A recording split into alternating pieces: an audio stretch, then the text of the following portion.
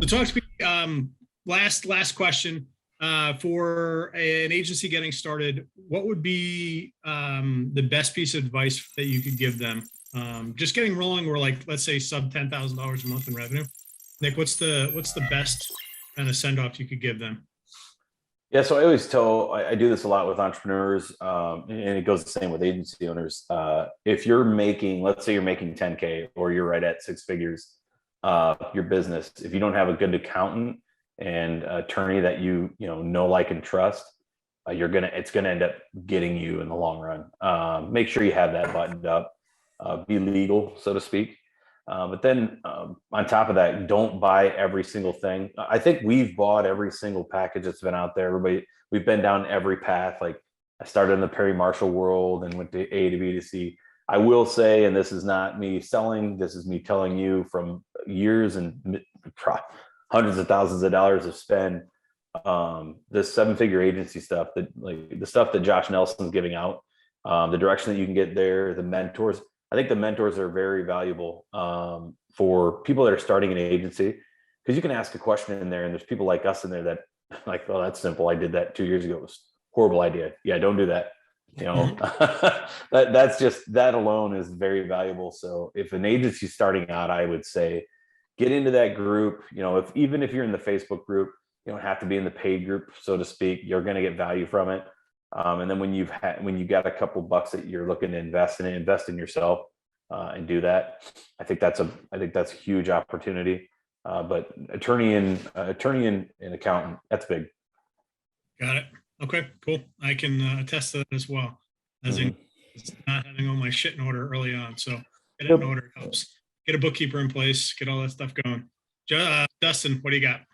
Yeah, so one thing that I didn't do that you've been harping on me for years and I'm finally getting into is niching down, right? So starting off very focused on who you're going to serve, what you're going to do for that person or that group. You can obviously expand that over time, I think, if you want to, but I think that was a lesson that we are still learning even to this day to a degree, is like, we have clients right at this moment in 40 different niches, probably. Maybe it's more than that. It might be more like 50. And if we think about all the ones we've had in the past that have worked out or not, right, we're talking hundreds and hundreds of different verticals, which is very difficult on your team, difficult on you as trying to be an expert at something.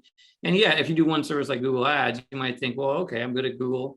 I can be good with everything. And the truth is you probably can, but the time and effort that it takes to get that good on the fly is not easy all the time. And it's not fun. It's not your fastest path to success, I don't think. So if I were doing this all over again, and I've been thinking about that so much since we got back from the event last week, and then with just people issues and team issues where, again, they're following processes for 40 different industries. So it's like, what do you really expect them to be able to do consistently, right? I would say niching down is number one, and number two would be just, do the best you can for your clients, be honest with them, like really go out of your way to serve them well, because if you're only thinking about getting money, you're going to be hurting people on the way, probably. I mean, I know that can work for some people, but I honestly think, like you said, Ed, I've gotten referrals from people that we've never done business together, or that we've run campaigns that just didn't quite work out. But it wasn't that it happened and I was promising them the moon. I was more like, hey, this thing might not work out. I'm willing to work with you on it if you want, but I'm just, giving you a heads up, and we'd be in contact along the way. Maybe for whatever reason, things didn't play out, but we're friends, we're buddies, we're good, right? Because we led with our heart and we try to do the right thing. So I think not overlooking the human side of the business and not treating people with respect and the way you would want to be treated if it was your money, I think that's another important aspect as well. So that's what I got. Awesome. 100%. I definitely agree with the two main themes there of niching down and then do right by people, and it'll come back in spades. Is that how it goes? Is that what the saying is? I think so. Yep. I don't play Pays cards. and spades. Yeah. Pays and spades. I like that. Cool. Mark, what do you got? Yeah, I think the one thing is be very careful about which gurus you follow. Probably don't follow any. I highly recommend Josh Nelson. I'm not in the seven-figure agency at this point, but I talk to a lot of agencies that are just starting out. I'm like, there's so much that you need to know that you could just do this. You just do seven-figure agency and you'll avoid a lot of stubbing your toes and costing yourself money. ignore most of the other gurus. And I say that because we've worked with some fairly big e-commerce clients before, and they always come to me with like, do you know, Ed Sharp or Joe's? I'm like, if they start throwing those names around, they're following somebody, they're a big believer. It's like the ClickFunnels people. Sorry if we're all ClickFunnels people here. Just Josh has got a really solid program from everything I see, and he helps people think clearly through the processes. But in general, I'd say pick a niche, and I say niche, sorry. You're going to be a Facebook ads person, or you're going to be you could be a local, I'm in St. Petersburg, let's say. I could be a local marketing agency, but you have to pick a niche. You can't do everything. You can't bounce around from thing to thing to thing, because you're never going to get good at it. Our niche right now is white label Google ads for agencies. But to Nick's point or Dustin's point, when we touch in a lot of different niches, and some of them I just say, I don't even know. No, I don't know if it's going to work or not work. If we're in roofing, plumbing, blah, blah, blah, then we know it works. And Ed, to your advice, we're probably going to do some more niching down ourselves. The other thing is figure out account management as quick as you can. Account management in the Google Ads business, to me, is the hardest thing to teach other people how to do, because you have to be able to talk to people and know the subject matter. So I don't know if you all agree on that one, but to me, that's the hardest role to fill well. Niching makes that easier, Mark. Yep. Niching definitely makes it. Niching makes it a lot easier. Yeah. What we did was we hired someone with legit Google Ads experience that was good with people. There's only 3 of those people, and I'm one of them. There's 4 of us on this call besides you. So what does that say? So we did Google Ads. Like, we look at the company, and everyone that we hire knows Google Ads first, and then secondary, whatever it is that they do. So that's kind of how we got around it. Because, like, especially in white label, your agencies are going to ask way more questions, more technically deep questions than a retail customer is going to ask. So having someone that's got chops on there kind of has been our workaround, on that front. So, Rob, what about you? What advice do you have for? So the question was for an agency who's just starting out under 10,000 revenue, right? Yeah. So assuming that they have the skills to fulfill the jobs, the first thing I would do before anything else is start a YouTube channel. I would start a YouTube channel, and I would start providing value to the specific industry that I'm serving. And I would not stop. I would do 10 videos a day if I could. It's all I would do. I put all of my time into content and just keep hitting that while the agency grows. Because after time, that thing's gonna become a monster, and you'll be the authority. It's an immediate authority builder in the future. So that's the hard part, is you got to look past, wow, this sucks right now because, I'm doing all these videos and there's nobody watching them, and you just got to keep going with that. That's what I would do. If I had nothing, I had to start from scratch, I would pick a niche in Google Ads, and I would attack it with YouTube. Awesome. Good and stuff. probably cold email. Cold email. Okay. My advice to somebody new would be 2 things.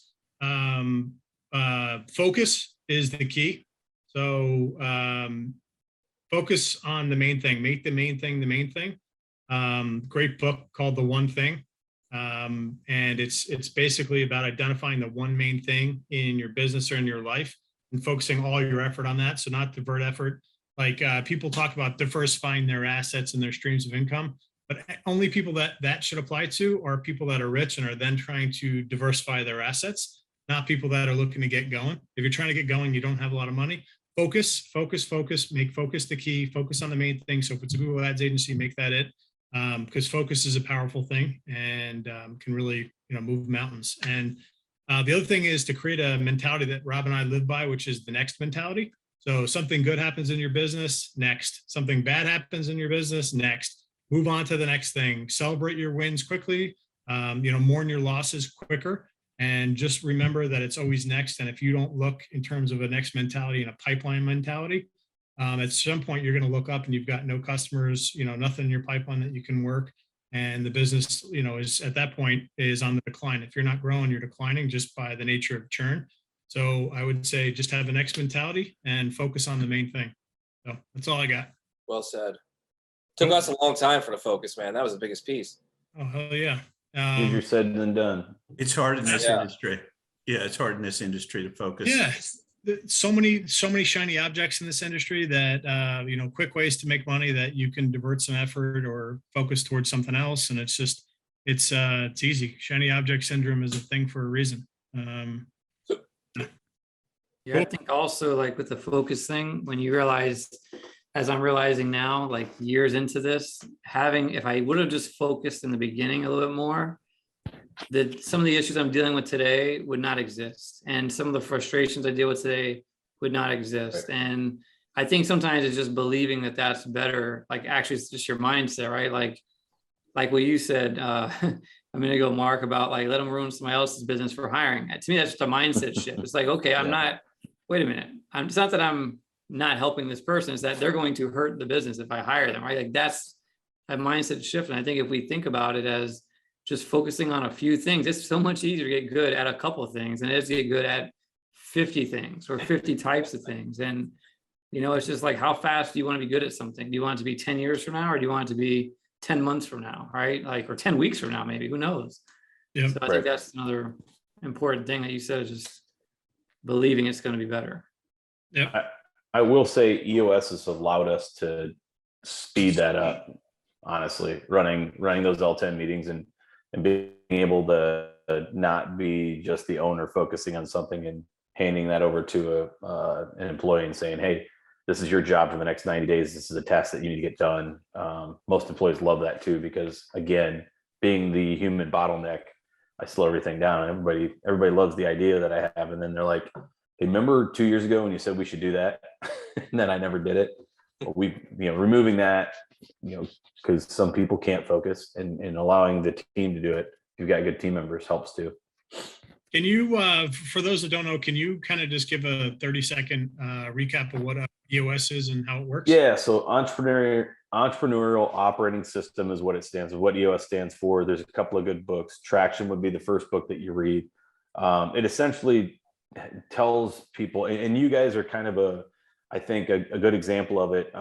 You have your innovator and you have your integrator. The innovator has got a lot of good ideas, but never puts pen to paper. The integrator is the one that's sitting there and taking care of things. And instead of having an organizational chart, you have an accountability chart. So I have an employee that's my boss. I look at it, I say that in jest, but our integrator tells the innovator, hey, pull your head out of your ass. You need to do this job, this job, this job. So EOS is really good for, and you guys might have it as one of you is the integrator and one of you is the innovator. And that I've seen a couple of partnerships that have worked out well like that.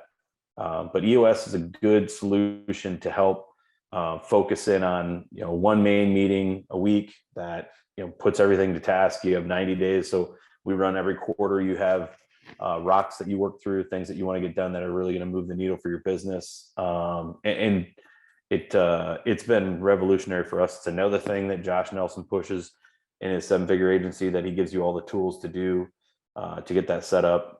But I've really loved it. I sort of went ass backwards like I do in everything in business. I read Rocket Ship first, and that was basically talking about what that integrator and what the innovator, how they work with each other really well. So once I read Traction, I'm like, oh, that makes a lot more sense. But EOS is pretty cool. It's not something to do until you have a team to do it with, is another good point too. If you're starting a consulting firm, or if you're starting your company, and you've got yourself and one other employee, I don't know if that's yet when to do it. When you've got 3 or 4 employees, and those can be VAs too. If you've got overseas work, you can run EOS with it. And it does help lighten the load for the owner, for the person that carries a lot of that burden. Very cool. Awesome. Any tidbits or anything else you guys want to leave off with before we get off? Performance Max. Get ready for Performance Max. We'll talk about that next time. We'll talk about that one next time. Performance Max.